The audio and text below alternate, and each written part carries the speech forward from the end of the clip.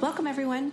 I'm Sue Barber, author, former IT director for a Fortune 500 company, turned executive coach, and this is the Visibility Factor podcast, where we explore how to raise your visibility and play bigger at work and in life. We'll explore key topics and welcome guests that help you shift your thinking about yourself so you can see new possibilities for your leadership. I'm on a mission to create a visibility movement for leaders to show their value and be seen for their true talent. Are you ready to take the next step towards a higher level of visibility for yourself? Let's go. Hello, everyone. Welcome back to the Visibility Factor podcast. This is Sue Barber, your host. I wanted to provide a quick update on my new workbook that's coming out, Your Journey to Visibility workbook. And it's going to be out on October 28th. And I'm really excited for you to start to be able to use it, leverage the frameworks in there, leverage the examples and the templates and all of the conversation starters that you can begin to use. And I'll be offering some bonuses for those who are buying during the pre-buy period. So I hope that you will take advantage of that. And you can go to my website and there are links there for Amazon, Barnes & Noble, bookshop.org, Books A Million. Those are some of the sites that it's on right now. And I'm really excited for you to start to use this. You can be more visible in a way that you just never even imagined. The core message of the workbook is that you don't have to change who you are. You just need to use different words. And what I mean by that is when people start to hear you in a different way, they see that your leadership is there, that you're ready for the next step. But sometimes you have to change what you're saying in order for them to hear that. So we're going to talk a little bit about that today in this episode because I want you to be mindful of the fact that communication needs to be intentional. You need to be thinking about what you're saying and how you're sharing it because that's what makes a difference. People can hear and recognize the things that you have to offer, the unique things that you bring to your role or to your leadership or to your team. They need to see that from you and hear that from you. And for the people who aren't taking advantage of it, it's just a missed opportunity. And I don't want anyone to miss out on these moments that could change how people see you. Let's start off with a question. Do you truly understand the impact of your achievements, or have you been selling yourself short? Many people that I work with are selling themselves short. They don't recognize the value that they're bringing. They have all of these great accomplishments, but they don't tell anyone.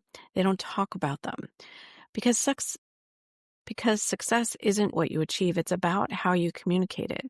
Are you telling your story in a way that really highlights that value? People want to get recognized. They want to know that what they're doing is valuable and appreciated. I think for many of us, we want to share the wins and the things that we're doing, but it might feel a bit uncomfortable. It might feel awkward the first few times that you do it.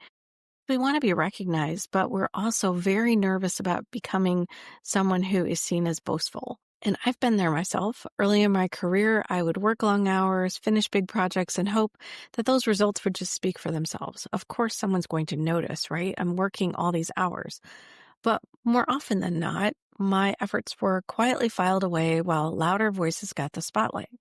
We've all seen people who may not deserve the promotion or may not be as strong as you are, but because they're talking about the results repeatedly, someone is hearing that, someone's paying attention to that, and they are going to be the ones who get selected for new opportunities or promotions. While you, who are doing amazing things, aren't talking about them enough because it feels uncomfortable. So the choice is, do you want to feel uncomfortable or do you want to get what you really want in your career and be able to have opportunities to do more, to get promoted? A little uncomfortableness is worth it. It really is. As soon as you get used to doing this, you'll find that it's actually not as uncomfortable as you thought. Sometimes we make a mountain out of things that don't need to be thought of that way. We just need to take some little steps towards talking about what we're doing in a way that feels true to us. So when you communicate your achievements, it isn't just about listing off your successes and trying to impress other people. That's what someone who brags does. It's about sharing your journey. What are your lessons learned, the impact that you've made, and do it in a way that feels genuine. Some people use storytelling to their advantage here, or they can highlight the good things that they're doing or that their team is doing. in a way that just feels like it's part of the conversation. Because authenticity builds trust, and trust is what helps you have more visibility and create more influence. One of my clients, who was a senior manager, struggled with this for a long time. She worried that if she talked about her accomplishments, it might seem self-serving. It might seem like she was bragging. Now, she was a strong performer and she did what was needed. She accomplished a lot of great results, but she didn't realize that they weren't being noticed. So when we worked together to reframe her approach, she talked about her successes with her manager, how the projects were progressing and how things were moving forward and that the clients were really happy. And one of the strategies that we worked on was finding ways to connect what she was doing to the bigger picture, to the values of the company, to the objectives and strategies that the company's doing, or to the goals that her own group was working on. What was the result of that? Her leader started to see her not just as a strong performer anymore, but as someone who was a collaborative leader who was adding value. She started to feel more comfortable about her work, and it really did change how people saw her. Once you do this, it just starts to become normal to you. It's just something you're not used to doing. I had another leader who was a senior executive who struggled to share his accomplishments in a clear and concise way during interviews. He had so many great examples of what he had done, but he struggled to share his story in a way that they could see the value.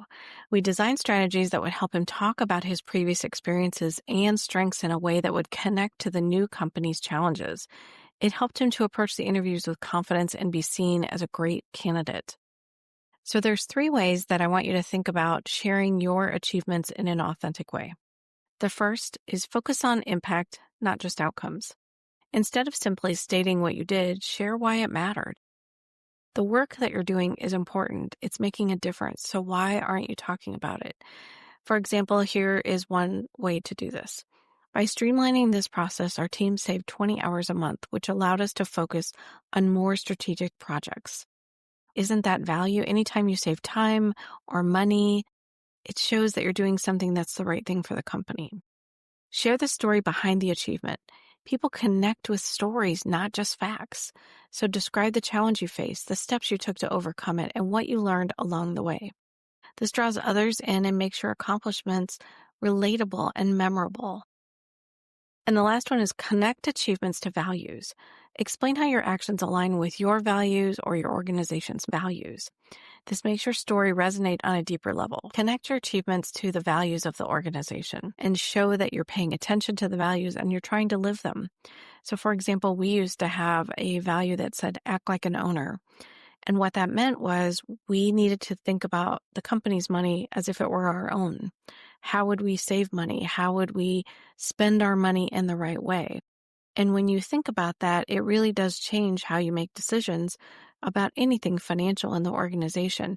So talk about, hey, I'm really trying to live the value of acting like an owner by making this decision. It's the right thing for the company. It changes how people think about you and how they see you. Please remember, authentic communication isn't about perfection. It's about being real. You're a real person. Everything doesn't go perfectly all the time. So talk about the ups, the things that went well, and the downs, the things that didn't go so well. And you can have lessons learned from both of those, right? You learn a lot from things that went well and you want to do again. And you learn from the situations that didn't go well. And you can take different actions next time because of what you learned.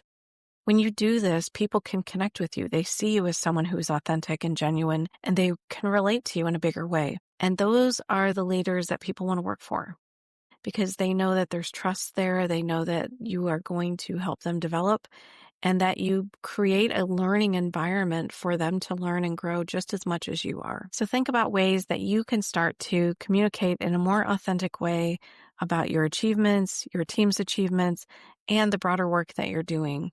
These are things that people need to hear from you because your work is important and you matter and your voice matters. Thanks so much for joining today on the Visibility Factor podcast, and we'll catch you on the next one.